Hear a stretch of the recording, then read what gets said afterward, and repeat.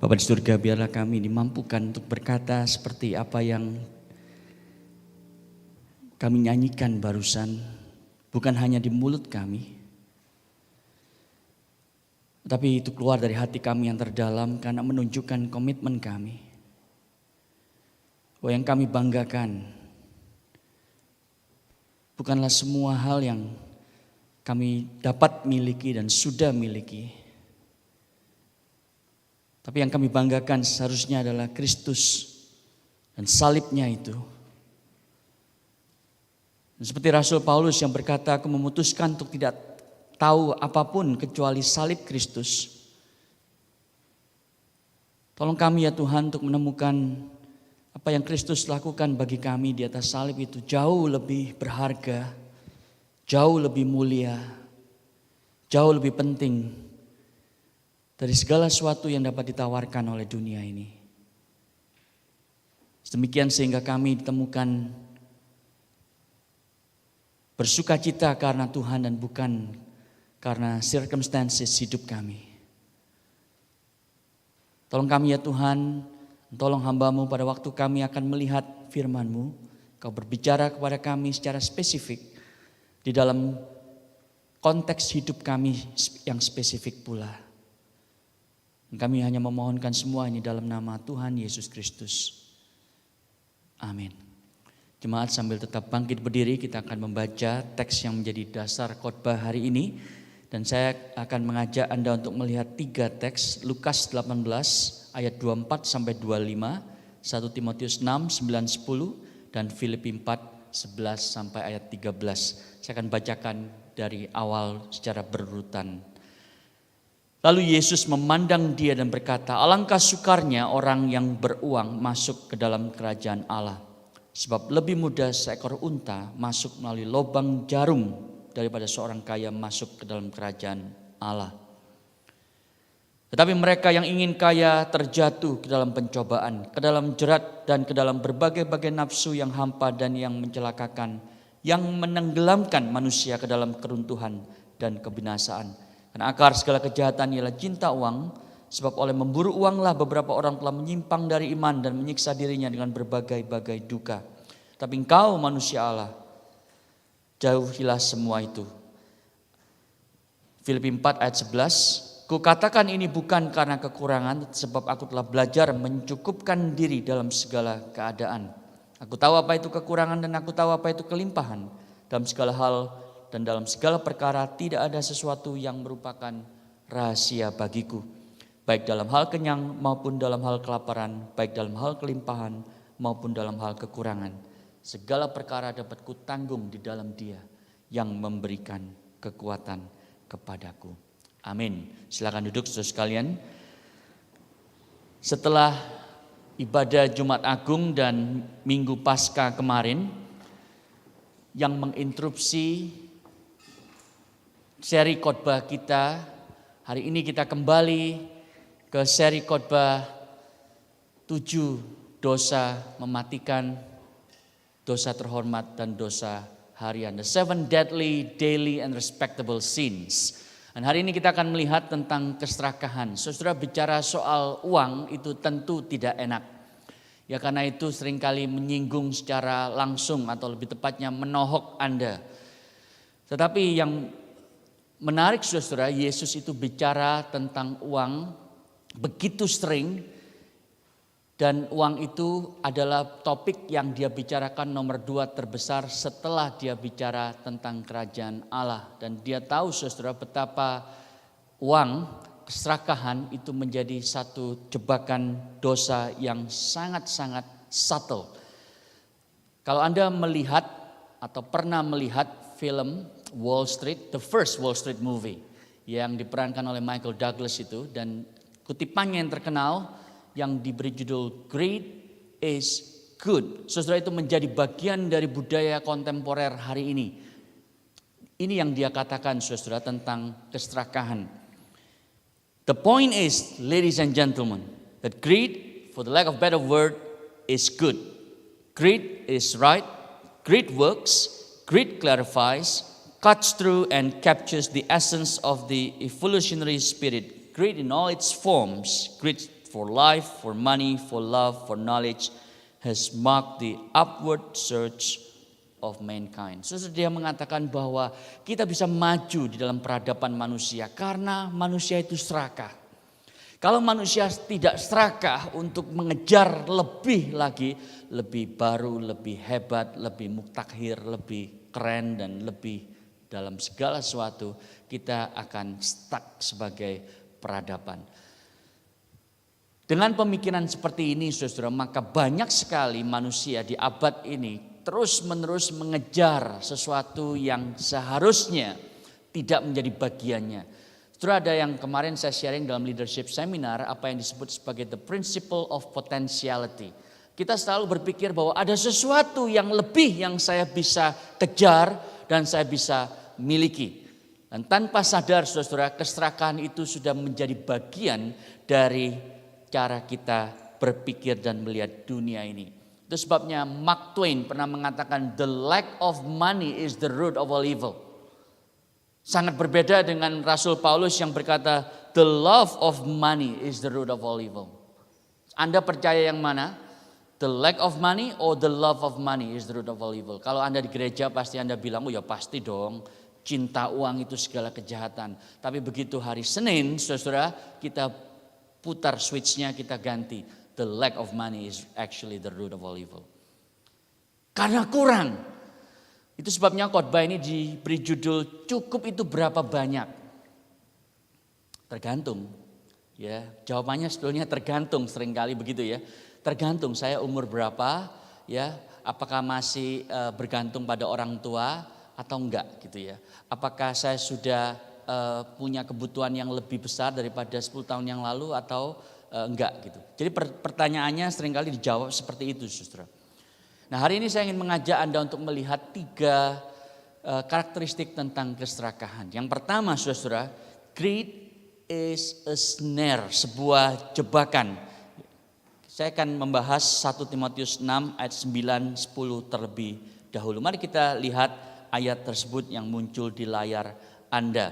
Dalam bahasa Inggris dikatakan, saudara, for those who desire to be rich fall into temptation, into a snare. Saudara, snare itu artinya sebuah jebakan, sebuah perangkap yang seringkali dipakai, kalau Anda lihat gambar itu, untuk menangkap binatang, saudara. Sehingga pada waktu dia masuk tanpa sadar, dia langsung terperangkap dan mati. Saudara, itu yang menjadi senjata si jahat, si iblis untuk memasukkan kita ke dalam jerat itu bagi kita yang kata Paulus kepada Timotius, ingin kaya. Mereka yang ingin kaya terjatuh ke dalam jerat dan ke berbagai nafsu yang hampa dan mencelakakan.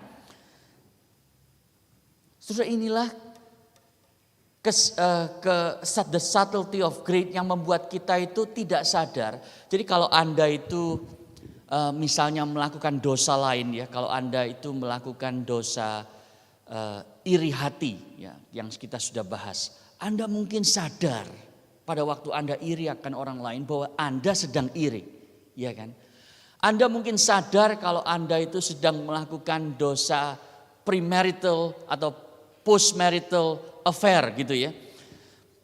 Anda sadar Anda sedang melakukan itu, tetapi greed, saudara, kita tidak sadar karena kita merasa ini satu hal yang lumrah, bahkan baik. Greed is good, kata Gordon Gekko. Itu sebabnya kita melakukan itu semua dengan satu pemahaman bahwa ya kalau mau maju memang harus begitu. Sehingga kita tidak merasa itu sebuah dosa yang kita harus hindari. Ada kamuflase yang luar biasa yang dipakai oleh si jahat terhadap dosa ini. Saudara, ada sebuah cerita orang Eskimo untuk menangkap serigala itu, mereka pakai sebuah pisau yang ditancapkan di atas es, saudara. Pisau ini dilumuri dengan darah yang kemudian menjadi es. Selama diputar-putar akhirnya tebal, saudara. Maka si serigala-serigala itu ketika mencium bau darah mereka akan langsung mendekati. Dan pada waktu mereka itu menjilat, saudara, pisau yang ditutupi darah yang tebal itu, mereka tidak tahu lagi bahwa itu adalah sebuah pisau yang ujungnya sangat tajam. Mereka menjilat dan semakin lama semakin agresif, saudara. Dan pada waktu lidah si serigala-serigala ini sudah mulai kena ujung dari pisau itu, mereka tidak lagi membedakan apakah itu darah yang dimakan atau darah mereka sendiri, saudara. Sampai mereka mati akhirnya. Itu cara orang Eskimo menangkap serigala katanya. Dan saudara, itu adalah gambaran bagaimana si jahat mengelabui kita untuk menjadi serakah karena kita berpikir greed is good. Karena kita berpikir serakah itu tidak apa-apa. Toh Tuhan itu seringkali memakai orang kaya, Abraham, Ayub, Lydia di perjanjian baru ya. Yang bisnis garment itu yang menolong Paulus buat gereja di Filipi. Mereka semua adalah orang kaya, so it's okay untuk mendapatkan lebih banyak uang dan lebih banyak uang. Dan akhirnya saudara sampai dikatakan oleh Paulus, kita itu masuk menjadi orang-orang yang celaka karena nafsu yang hampa tersebut. Saudara, greed, keserakahan itu adalah seperti lust dan gluttony, dosa yang penuh dengan hawa nafsu. Kalau lust itu hawa nafsu seksual, gluttony itu hawa nafsu makanan, kalau keserakahan itu hawa nafsu terhadap uang dan harta benda. Itu bedanya. Dan di dalam cerita lain lagi, jadi hari ini saya tidak akan eksposisi satu bagian khusus seperti biasanya, tapi saya akan mengajak saudara melakukan survei apa yang Yesus katakan tentang keserakahan. Di dalam Lukas pasal 12 ayat 13 sampai 21 saudara, Yesus itu yang Anda bisa baca dalam slide berikutnya mengatakan sebuah cerita bagaimana ada seorang yang kaya tapi disebut sebagai the rich fool. Saudara, parable yang diberi judul The Rich Fool ini menarik saudara, karena orang kaya biasanya pandai, betul nggak? Kalau orang tidak kaya dia tidak bisa sukses. Jadi kalau Anda membaca business magazine dan Anda melihat entrepreneurs yang sukses saudara, karena dia itu smart, kerja keras tapi juga smart saudara. Ya untuk satu entrepreneur yang sukses biasanya ada 1000 yang nggak sukses, yang kita nggak pernah tahu siapa mereka. Jadi orang yang sukses biasanya ya adalah orang yang pandai. Dan saya kira orang yang dimaksud Yesus di dalam Lukas pasal yang ke-12 ini juga adalah orang yang pandai saudara. Tapi dia sengaja diberikan judul fool, the rich fool. Saudara, apa yang Yesus katakan tentang orang ini? Dia melihat bahwa gudangnya sudah tidak cukup, lumbungnya tidak cukup saudara. Maka dia itu ingin bangun lumbung yang lebih besar lagi supaya hasil panennya itu bisa dia simpan. Dan ini mirip saudara dengan acara TV House Rules ya, semua renovasi rumah TV show itu yang membuat kita itu ingin lebih besar lagi untuk menyatakan bahwa kita itu kaya dan punya banyak hal.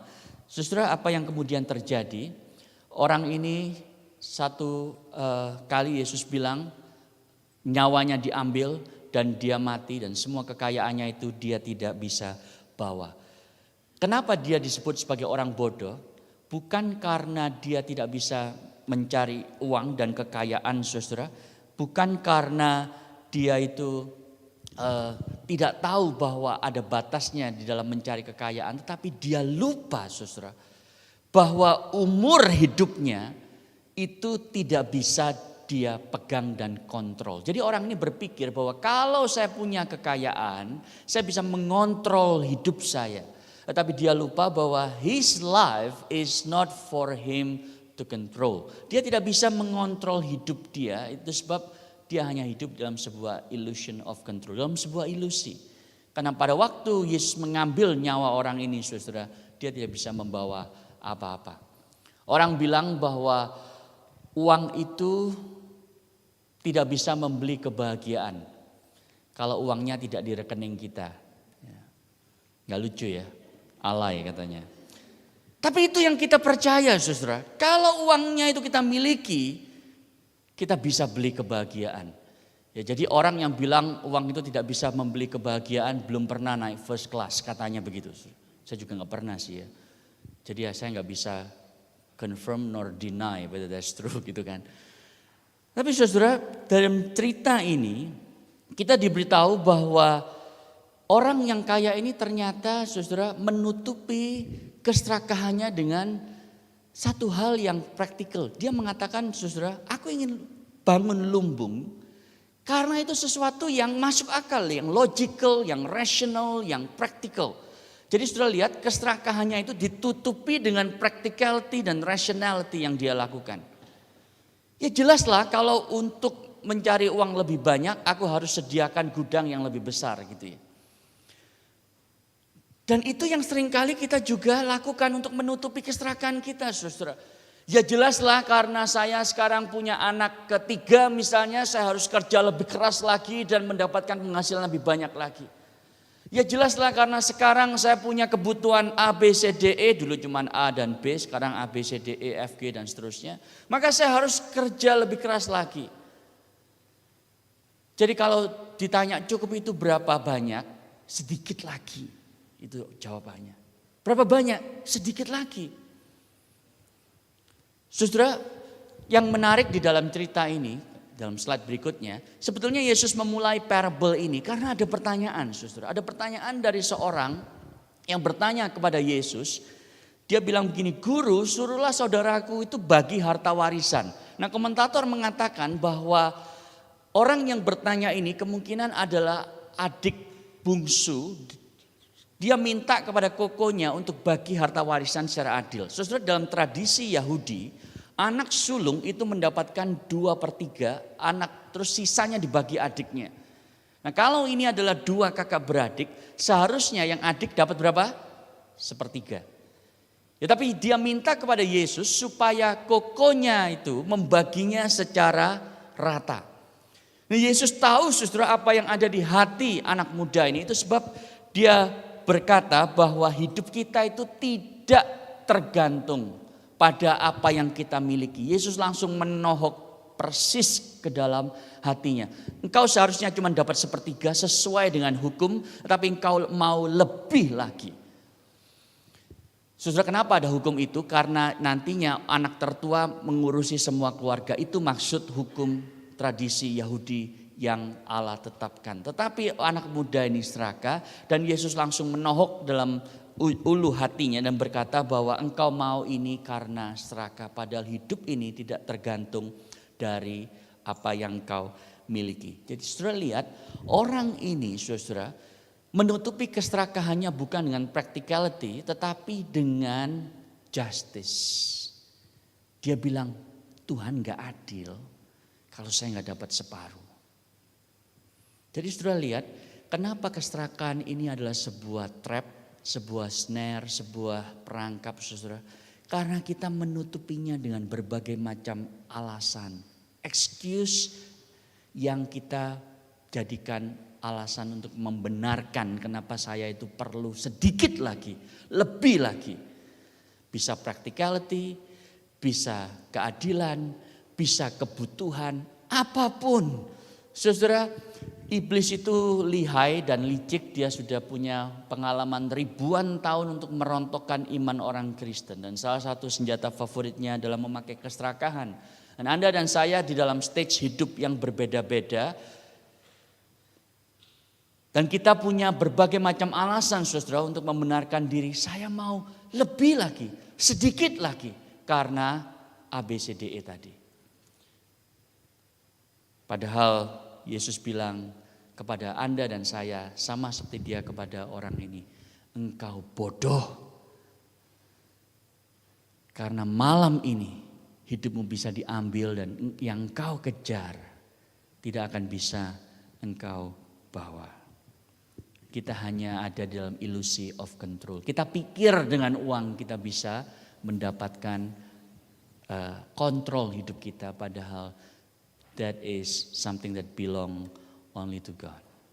Yang kedua saudara, bukan hanya greed itu sebuah jebakan, sebuah perangkap, tetapi itu juga sebuah penyembahan berhala. Mari kita lihat Lukas 18 ayat 25 secara khusus. Pada waktu Yesus berkata, lebih mudah seekor unta untuk masuk lubang jarum, atau bahasa kerennya lebih mudah sebuah Mack truck gitu ya, sebuah truk yang besar untuk masuk ke pintu gereja gitu ya. Jadi artinya saudara-saudara tidak mungkin Tidak mungkin saudara kita itu bisa melihat sebuah camel masuk ke dalam lubang jarum. Ya, ini adalah satu perkataan Yesus yang paling terkenal tentang greed sebetulnya dibandingkan yang lainnya.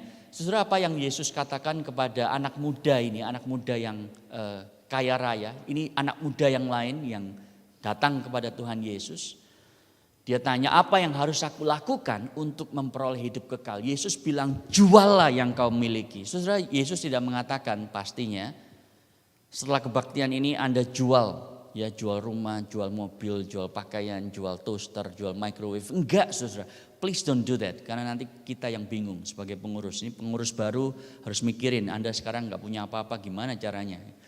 Jangan lakukan itu karena bukan itu yang Yesus mau, saudara. Tetapi yang Yesus tekankan adalah bahwa dia tahu anak muda ini punya satu hal yang membuat dia terjerat, saudara, kepada berhala dan tidak bisa menyembah Allah di dalam Kristus Yesus. Yaitu apa? Uang. Itu sebab dia mengatakan bahwa kalau engkau mengatur apa yang kau cintai dengan benar, maka engkau akan bertemu dan mendapat hidup kekal. Saudara, kita ini punya hati yang mengasihi. Ya. Setiap orang itu mengasihi sesuatu, setiap orang itu menyembah sesuatu. Dan Allah membuat kita untuk sebenarnya menyembah Dia. Tetapi karena dosa, saudara, maka apa yang kita kasihi itu menjadi tidak beraturan, out of order, disorder, saudara. Mestinya kita mengasihi Allah.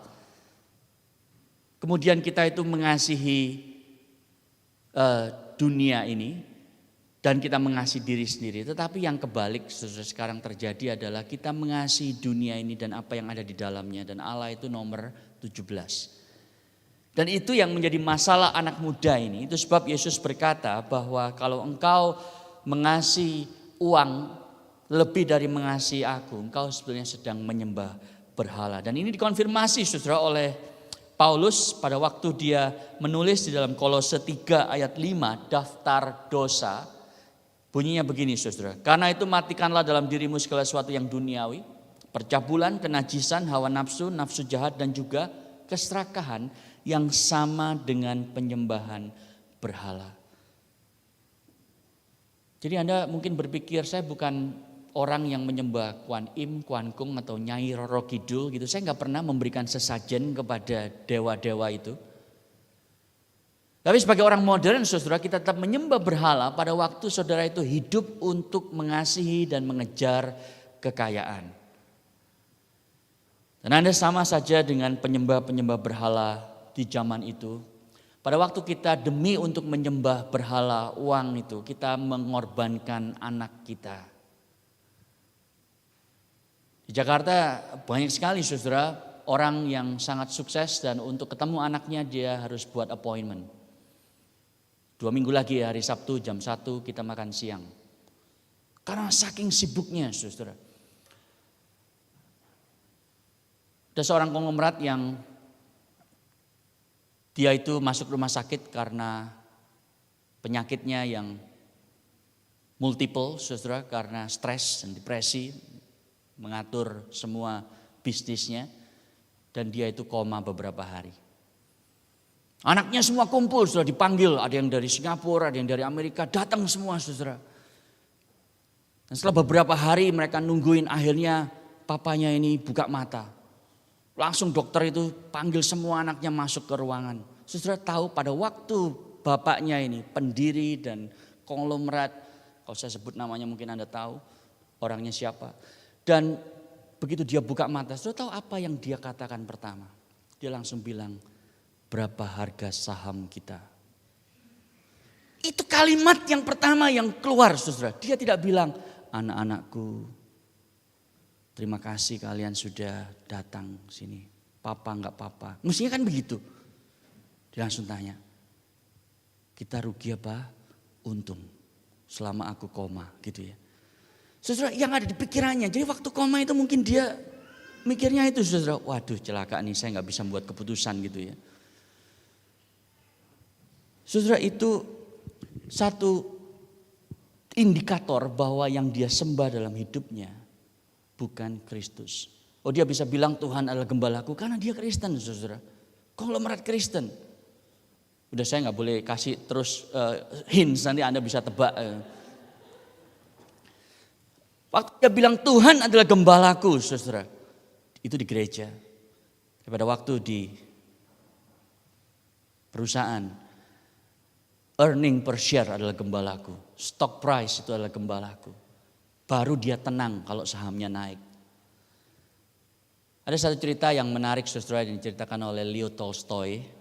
Ya, salah seorang penulis yang sangat intelijen, berbakat. Dia menulis sebuah cerita pendek, How Much Land Does a Man Require? Ada satu tokoh yang bernama Pahom dalam cerita itu, saudara. Dia itu diberikan kesempatan untuk mendapatkan tanah seluas mungkin, tapi syaratnya satu, dia harus lari dari pagi, ya, kemudian dia harus lari dan sampai matahari terbenam, dia balik ke tempat itu, dan range yang dia bisa capai sampai balik itu, tanah itu akan menjadi miliknya. Jadi semakin jauh dia lari, semakin besar tanah yang dia miliki. Maka saudara, pagi-pagi dia mulai berangkat matahari terbit. Ya, pada waktu dia lihat, aduh kayaknya kurang jauh ya, aku mau tanah lebih banyak lagi. Dia lari lebih jauh lagi. Saudara, ketika dia sudah sangat jauh, dia tidak bisa melihat, saudara, ujung tempat dia mulai. Maka dia sadar ini hari sudah mulai pukul 2 sore. Maka dia cepat-cepat lari, saudara, pulang. Karena kalau dia tidak bisa mencapai titik berangkat, dia tidak bisa dapat tanah yang dia inginkan. Maka dia lari semakin lama semakin kenceng, saudara. Dan akhirnya dia jatuh mati, kehabisan nafas, kena stroke mungkin. Dan kira-kira konklusinya Leo Tolstoy adalah bahwa orang yang ingin tanah seluas mungkin akhirnya hanya dapat tanah yang cukup untuk dia dikubur. Dan berapa sih tanah yang kita perlukan untuk mengubur kita? 6 inches deep itu katanya.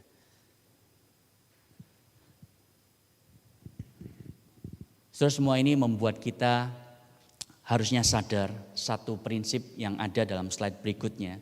Saudara, bahwa your self-worth will be determined by your net worth until you know God's worth. Anda akan merasa bahwa Anda itu hebat, baru jadi orang, baru dicintai Allah kalau Anda itu sukses. Jadi your net worth will determine your self-worth. Sampai Anda ketemu dengan Allah di dalam Kristus Yesus dan melihat bahwa Dia itu lebih indah, lebih mulia, baru Anda berkata bahwa kalau harta yang paling berharga itu yaitu Yesus Kristus sudah datang ke dunia untuk mati bagiku, maka sekarang aku tidak mau lagi hidup bagi harta di dunia itu. Saudara, harta di dunia ini akan menuntut saudara untuk kerja lebih keras lagi, berusaha lebih mati-matian lagi untuk mendapatkannya. Yesus adalah satu-satunya harta yang paling berharga yang mau mati bagimu. There is no other treasure in the world that will do that for you. Dan yang terakhir, saudara, poin saya adalah greed itu adalah anti contentment. Itu yang Paulus katakan sebetulnya di dalam Filipi 4 ayat 11 sampai 13 yang tadi kita baca. Greed itu berkata, saudara, saya ingin mendapatkan apa yang saya tidak punya dan saya ingin memiliki apa yang saya punya. Ada 3 hal yang saya ingin garis bawahi dengan cepat saja dari ayat ini 11 sampai 13. Yang pertama, saudara, merasa diri cukup, contentment itu tidak tergantung pada situasi. Jadi Paulus ini, saudara, pernah berada di posisi yang lebih karena ada jemaat Filipi yang dengan sangat-sangat sukarela dan sukacita itu mendukung pelayanan Paulus. Ya, jadi dia berkelimpahan, saudara. Berkelimpahannya seperti apa kita tidak tahu persis. Kemungkinan dia itu mungkin dijamu makan, dia diberikan penginapan. Karena biasanya dia harus kerja keras dan dia seringkali kelaparan, karam kapal, disiksa dan seterusnya. Tapi dia mengatakan bahwa aku juga ada di dalam kondisi kekurangan yang sering kali terjadi. Jadi saudara, dia mengatakan bahwa dalam kelebihan maupun kekurangan aku belajar untuk mencukupkan diri. Itu yang pertama. Contentment does not depend on circumstances. Yang kedua, saudara, ternyata untuk merasa cukup itu tidak gampang. Dia bilang 2 kali, saudara. Aku harus belajar. Saudara lihat di sana, I have learned. Aku sudah belajar. Berarti ada proses, saudara. Ada proses di mana Tuhan membentuk kita, dan tiap kali Tuhan membentuk kita, Dia biasanya mendatangkan kesulitan. Dia mungkin mengambil kekayaanmu, hartamu yang menjadi berhalamu. Ketika itu dicabut, lalu Anda berharap dan meratap kepada Tuhan, dan ternyata Anda bisa melalui hidup tanpa semua itu. Anda baru tahu bahwa ternyata Kristus itu cukup, seperti lagu yang kita nyanyikan. Dan kita baru tahu Kristus itu cukup, saudara, saat semua hal yang ada dalam hidup kita itu diambil. Tanpa Tuhan mengambil itu, you will never know Christ is enough. Ya kan? You know Christ is enough because He has taken everything else in your life. Yang ketiga, saudara, yang muncul dari ayat ini adalah bahwa pada waktu Paulus bilang, aku itu belajar untuk mencukupkan diri. Jadi ada usaha dia. Tetapi itu semua bisa terjadi karena ada Kristus yang menopang dia. I can do all things through Him who strengthens me. Jadi ayat ini seringkali dipakai salah konteks. Ya, Filipi 4:13, mau ujian, I can do all things through Christ who strengthened me, gitu ya. Mau menghadapi job interview, pakai ayat ini. Saudara, sebetulnya ini sedang dipakai oleh Paulus di dalam konteks penderitaan, saudara. Dia bilang bahwa meskipun aku di penjara, ya, aku belajar mencukupkan diri karena ada Kristus yang menopang aku, yang menguatkan aku. Jadi saudara, Alkitab itu sangat menarik sekali. Dia tidak mengatakan kau tidak berusaha, semua usaha Allah. Atau sebaliknya, Allah yang akan berusaha, engkau tidak melakukan apa-apa. Saudara, dua-duanya terjadi. Jadi Anda berusaha, Allah itu memampukan Anda untuk berusaha. Jadi mencukupkan diri adalah sesuatu yang kita harus pelajari setiap hari. Tetapi dalam semua itu tanpa Kristus yang memampukan, saudara tidak akan mampu. Richard Foster dalam bukunya Freedom of Simplicity, sekarang saya ingin praktikal, saudara, membuat beberapa hal yang menolong kita untuk belajar mencukupkan diri. Saya akan bacakan saja bagi saudara. Yang pertama, belilah barang karena mereka itu berguna, bukan karena statusnya. Jadi Anda beli kaos DNG, doyok and gepeng itu, saudara, enggak perlu, ya, karena itu buat status, bukan buat kegunaan, kira-kira begitu. Betul ya, DNG itu artinya itu. Yang kedua, saudara, Richard Foster mengatakan begini. Tolaklah segala sesuatu yang memproduksi addiction. Kalau saudara membeli sesuatu atau melakukan sesuatu yang membuat saudara itu akan addicted kepada sesuatu tersebut, jangan lakukan. Hari ini itu mungkin relevan dengan Netflix dan segala macam hal lain yang sama dengan Netflix. Yang ketiga, saudara, belajarlah untuk menikmati segala sesuatu tanpa memilikinya. Bagus ya? Kalau kita itu menikmati sesuatu, kita ingin memilikinya. Tapi belajarlah untuk menikmati banyak hal tanpa memilikinya. Bisa enggak? Bisa sih.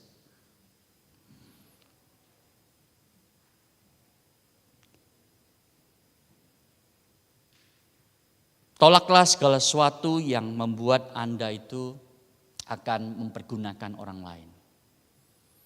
Dan seringkali karena kita itu serakah, saudara, kita itu memanipulasi orang lain demi agenda, ambisi, dan kekayaan kita. Dan yang terakhir, tolaklah segala sesuatu yang membuat engkau tidak lagi mencari kerajaan Allah dan kebenarannya dengan intensitas yang sama sebelumnya. Jadi kalau karena mengejar the next promotion, promosi yang berikutnya di tempat kerja, Anda menjadi suam-suam kuku dalam mengejar Allah dan kebenarannya, maka mungkin pekerjaan itu, job itu, promotion itu bukan untuk Anda. Kalau demi pindah ke Australia, saudara, Anda kemungkinan menjadi mundur dalam kerohanian, mendingan jangan pindah ke Australia. Kalau karena mau pulang ke Indonesia, Anda jadi tidak lagi berapi-api untuk Tuhan, mendingan Anda tidak pulang ke Indonesia. Saudara, jangan sampai Allah berkata, engkau bodoh. Karena yang kau kejar itu adalah sesuatu yang hanya ilusi untuk mengontrol hidupmu, padahal engkau tidak memiliki kontrol sama sekali.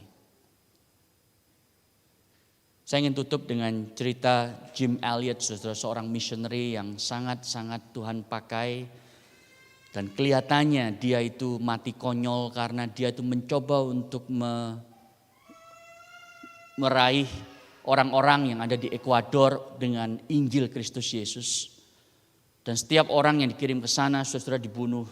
Dan akhirnya dia dan 4 orang rekannya itu mencoba untuk make contact with these people. Tapi akhirnya saudara dia sendiri pun dibunuh setelah ada first contact yang mereka lakukan dengan orang-orang di Ekuador. Tapi ada satu kalimatnya yang luar biasa yang dia katakan, saudara. Dia bilang begini, "He is no fool who gives what he cannot keep to gain that which he cannot lose." Dia bukan orang bodoh yang bisa memberikan apa yang dia tidak bisa peroleh untuk memperoleh apa yang dia tidak bisa hilang. Jadi saudara, dia tahu bahwa pada waktu dia meletakkan nyawanya bagi Kristus, saudara, dia mendapatkan yang terbaik yang tidak pernah bisa direbut oleh siapapun.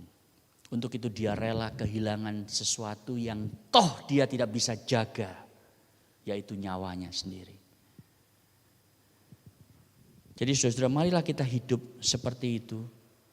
Marilah kita hidup bermurah hati dan membagikan saudara apa yang kita miliki yang dari Tuhan. Supaya kita jadi pipa saluran berkat bagi orang-orang yang ada di sekitar kita.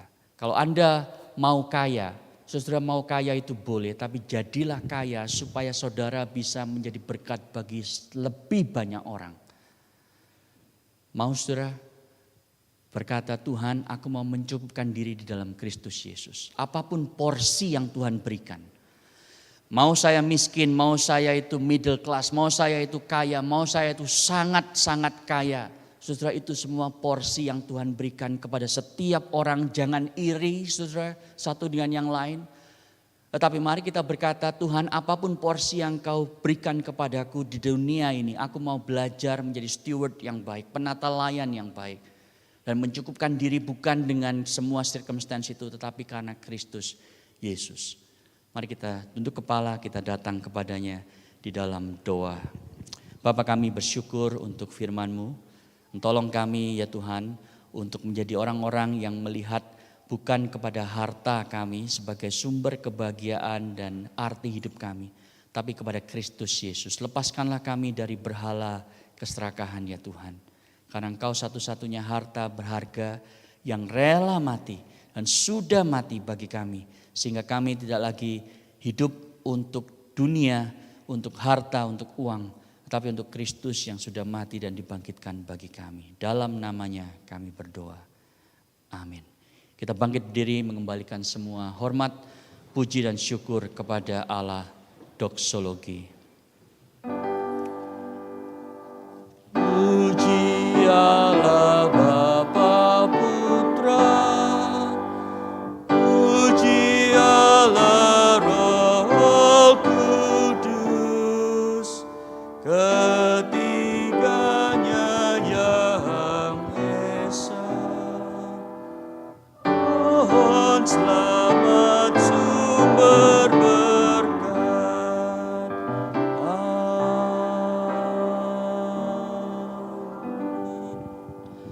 Jemaat sekalian, berkaryalah di dunia milik Allah ini sebagai saksinya. Menyatakan kemuliaan Kristus melalui posisi dan pengaruh yang Ia percayakan kepadamu. Dan Allah, aku akan memenuhi segala keperluanmu menurut kekayaan dan kemuliaannya dalam Kristus Yesus.